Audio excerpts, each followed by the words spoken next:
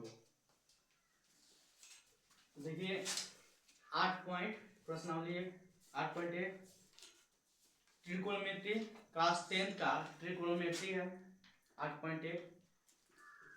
तो सबसे पहले याद देखेंगे कि ट्रिकोणोमेट्री जो है समकोण त्रिभुज में लागू होता है। जैसे कि हम लोग त्रिभुज पढ़ते हैं तो उसमें समकोण त्रिभुज में ट्रिकोणोमेट्री लागू होता है। समकोण त्रिभुज में जब लागू होता है उसमें एक ही चीज रहता है कि आधार और बेस, मतलब आधार और लंब जो है बदलता रहता है। कर्ण हमेशा फिक्स रहता है, बदलेगा तो आधार और कर्ण। जिस कोण को लेकर के हम जब क्वेश्चन बनाएंगे तो उसके सामने वाला भुजा जो होता है वह लंब होता है, कर्ण हमारा फिक्स रहता है और जो बच गया वो आधार हो गया। जैसे कि एक समकोण त्रिभुज हम लेते हैं, हम यह समकोण त्रिभुज ले लिए, तो यह समकोण त्रिभुज लेंगे ना,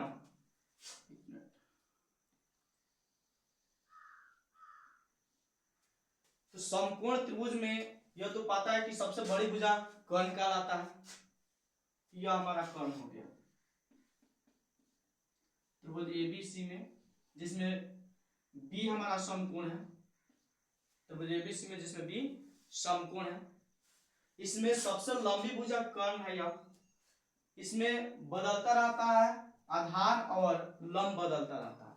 तो कुछ आपसे उसमें दिया रहेगा कि जिस कोण को लेकर के हम बनाएंगे तो उसके सामने वाला भुजा लंब कहलाता है। जैसे कि मान लो कि यह कोण को लेकर के हम क्वेश्चन बना रहे हैं तो इसके सामने वाला भुजा यह हमारा लंब कहलाएगा। ठीक है, तो हमको यह कर्ण पता चल गया, लंब पता चल गया, तो हमारा यह क्या है, यह आधार है। अगर मान लो कि सेम टू सेम इसी त्रिभुज में यह ए बी सी है, यह तो कर्ण हमेशा फिक्स रहता है, यह कर्ण हमेशा फिक्स रहता है। मान लो कि यह कोण को लेकर के जब क्वेश्चन बनाएंगे तो उसके सामने वाला भुजा यह लंब कहलाएगा, यह हमारा आधार हो जाएगा। समझ गए, आधार और लंब। जब आधार और लंब समझ गए तो क्वेश्चन कुछ नहीं, त्रिकोणमिति 8.1 कुछ नहीं है। इसका कुछ फार्मूला है, जैसे कि होता है sine theta, cos theta, tan theta, यहां पर लिख दे रहे हैं।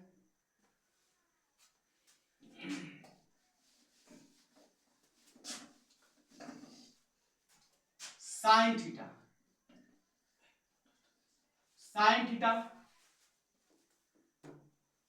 तो साइन थीटा बराबर होता है हमारा P/H।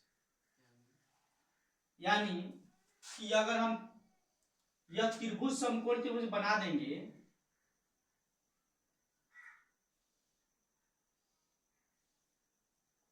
तो समकोण त्रिभुज बनाएंगे तो मान लो कि त्रिभुज एबीसी में यह कर्ण जो है, कर्ण को, कर्ण का मतलब होता है हाइपोटेनस, यानी इसको H से लिखते हैं। मान लो कि यह लंब हो गया,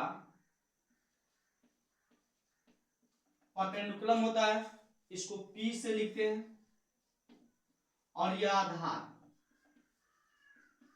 आधार जिसको हम B से लिखते हैं, बेस।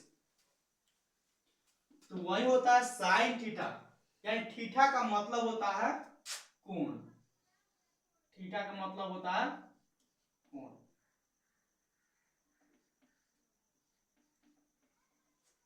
या थीटा का जगह कुछ भी रह सकता है, थीटा का जगह पर कुछ भी रह सकता है, यानी इसके जगह पर हमारा ए भी रह सकता है, इसके जगह पर बी भी रह सकता है, यानी जो कोण लेंगे उसके नाम यहां पर आएगा, ए से लेकर जेड तक। तो ये साइन थीटा बराबर क्या होता है, P/H, यानी यह लंब बटा कर्ण। cos थीटा बराबर b बाई एच होता है, यानी यह आधार बटा कर्ण। टेन थीटा का मतलब होता है p बाई b, यानी लंब बटा आधार। वैसे ही ठीक इसके उल्टा होता है, साइन का उल्टा कॉसेक होता है, यहां पर लिख दे रहे हैं कॉसेक थीटा। तो कॉसेक थीटा इसको पलट देंगे, यानी h बटा p हो जाएगा। उस तरह इसका उल्टा सेक होता है, सेक थीटा बराबर h बाई b होता है, और इसके उल्टा कॉट होता है, कॉट थीटा बराबर b बटा p।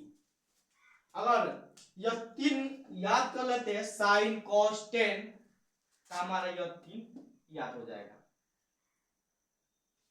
समझ में आया? इसको पलट देंगे तो याद हो जाएगा हमारा। जैसे कि यहाँ पर लिखे साइन थीटा, तो साइन थीटा बराबर p बाई एच हो गया। तो कौशिक में देखिए h बाई p, यानी अगर यह तीन को याद कर लेंगे तो यह भी तीन को याद हो जाएगा। साइन का उल्टा कोसेक, कॉस का उल्टा सेक, और टेन का उल्टा कॉट। समझ गए? अब इस पर चलते थोड़ा सा क्वेश्चन पर। क्वेश्चन क्या बोला गया है, बहुत आसान है। आप लोग